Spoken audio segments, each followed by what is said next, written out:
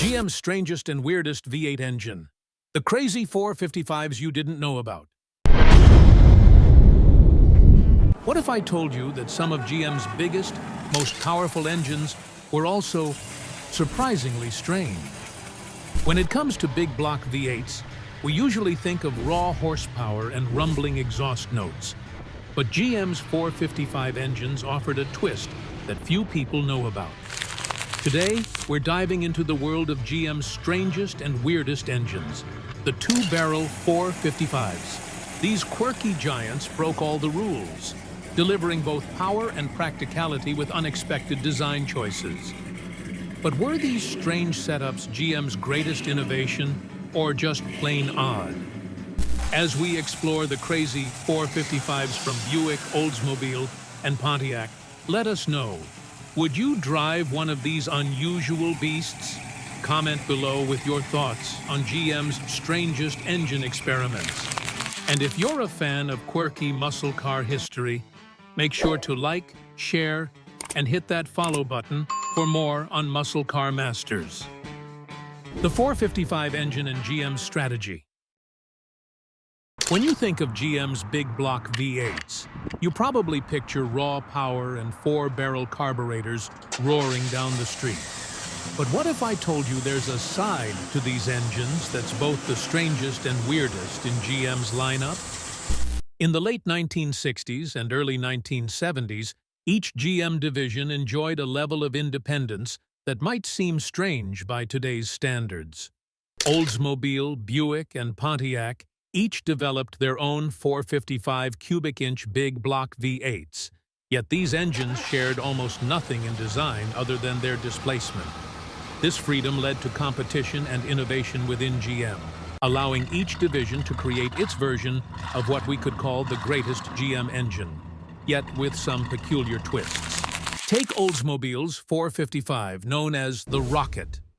Launched in 1968, this engine packed up to 400 horsepower and a stunning 500 pound-feet of torque, giving it a reputation for relentless low-end power. Meanwhile, Pontiac's 455 powered iconic models like the GTO, delivering up to 370 horsepower in a compact package. But Buick's 455 took things a step further, combining lighter construction with high torque output, a design choice that allowed the 455 to thrive even during the fuel-conscious years following the 1973 oil crisis. Yet, here's the strangest twist. Despite being built for power, some 455s featured just a two-barrel carburetor instead of the high-performance four-barrel. For instance, Oldsmobile offered a two-barrel version as a standard in its family-friendly Delta 88, and even created a low-compression version for economy applications. Pontiac and Buick also experimented with this odd setup, catering to drivers who valued torque and smooth cruising over peak horsepower. So, why would GM go this route with engines famous for power? That's the mystery we're about to unravel, looking at GM's unexpected 455 variations and how these strange engineering choices influenced muscle car history.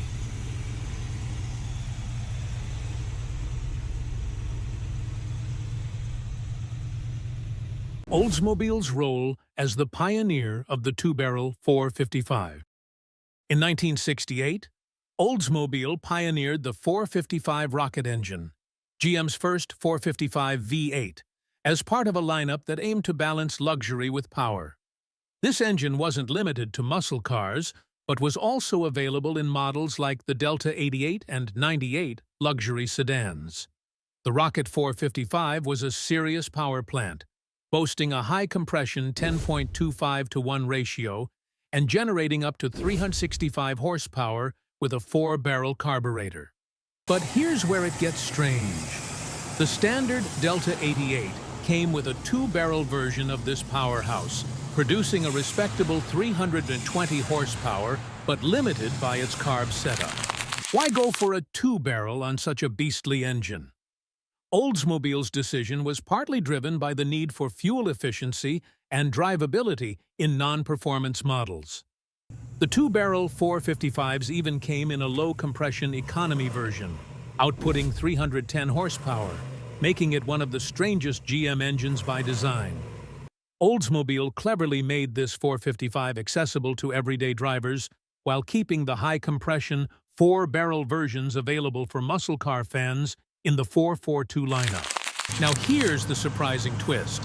Despite being seen as the weirdest GM engine choice at the time, these two-barrel 455s were actually quite enjoyable for daily driving.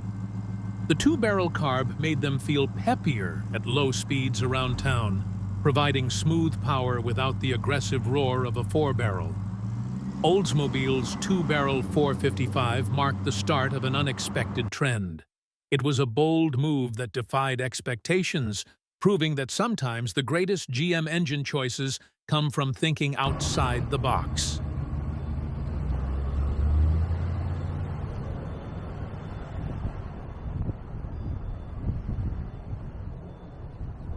Pontiac's take on the two-barrel 455. What if the strangest GM engine was one designed to balance luxury with efficiency rather than raw power?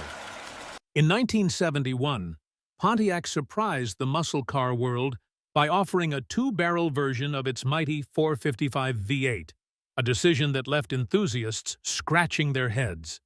Pontiac had introduced its 455 engine just a year earlier, in 1970, as a powerful option for performance icons like the GTO, producing up to 370 horsepower with a four-barrel carburetor. But 1971 brought an unexpected twist. As GM faced stricter emission standards and a shifting automotive landscape, Pontiac responded by adding a two-barrel variant of the 455 to models like the Bonneville and Catalina. This odd choice meant that Pontiac's flagship luxury vehicles could deliver smooth power without the aggressive fuel consumption of a high-performance V8.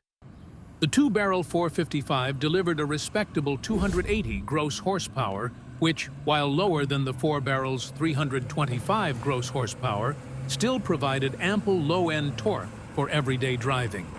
This variant wasn't just about cutting costs. It reflected a shift in what GM saw as practical power. With dual exhausts, owners could easily add 25 to 30 extra horsepower, proving that the two-barrel 455 was designed for versatility. Pontiac's two-barrel 455 was essentially the weirdest GM engine twist for an engine that could be a powerful cruiser, or, with a few modifications, approach the performance of a four-barrel. Still, it was a strange departure for Pontiac, a brand that had built its image around bold, high-performance engines. In a lineup that included models like the Firebird and GTO, which retained the four-barrel 455 for maximum power, the two-barrel version was a curious outlier, a true luxury option in the strangest way possible. It highlighted GM's internal struggle to balance power and practicality during an era that demanded more fuel-efficient designs.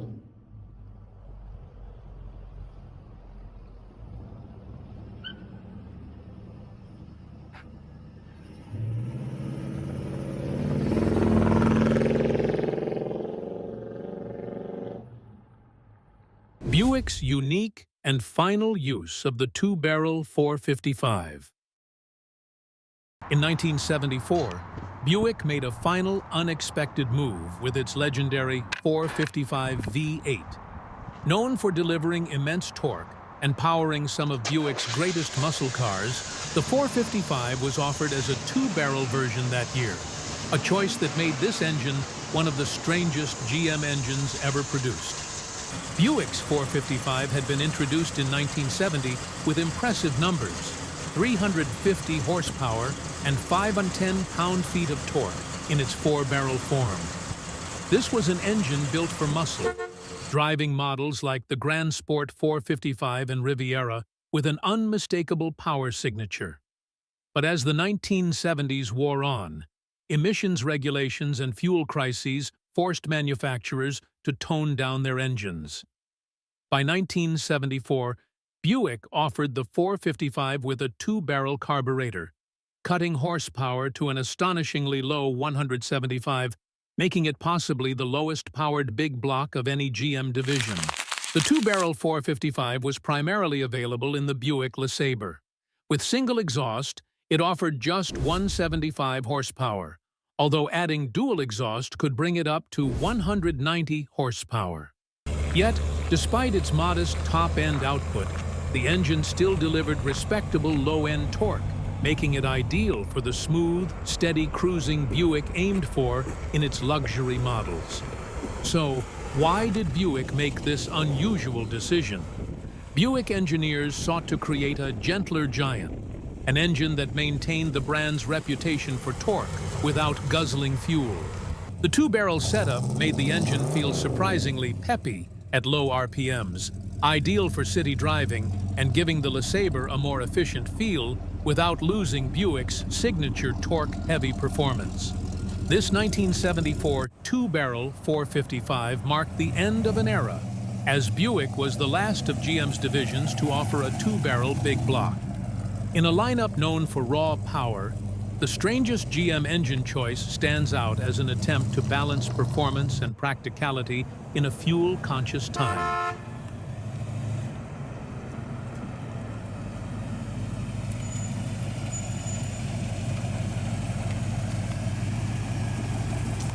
Technical insights on the Rochester 2GC carburetor. The Rochester 2GC was more than just a basic two-barrel carburetor. Rated to flow around 500 cubic feet per minute, it was far from the wheezy reputation many two-barrels had in the performance world.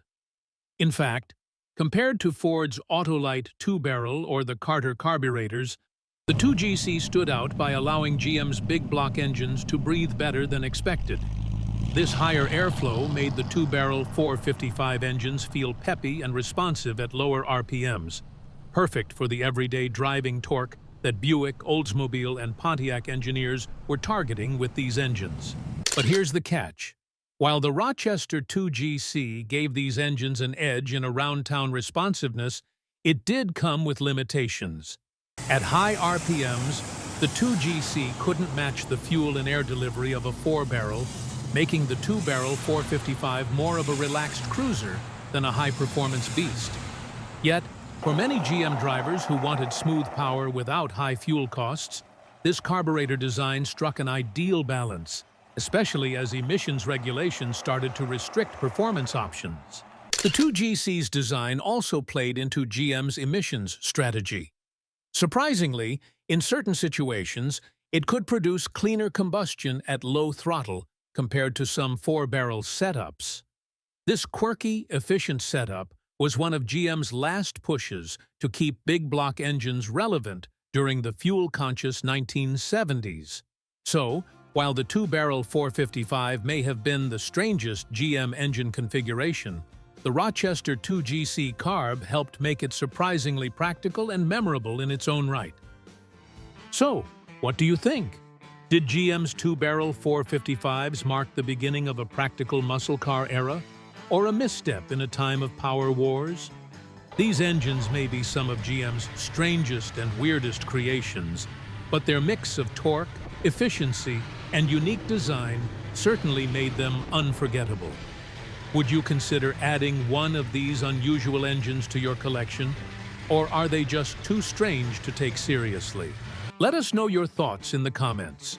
We'd love to hear which of GM's 455 engines you think deserves the title of greatest. Don't forget to like, share, and follow Muscle Car Masters for more deep dives into the fascinating world of muscle car history. Stay tuned, because we've got even more legendary engines and wild stories coming your way.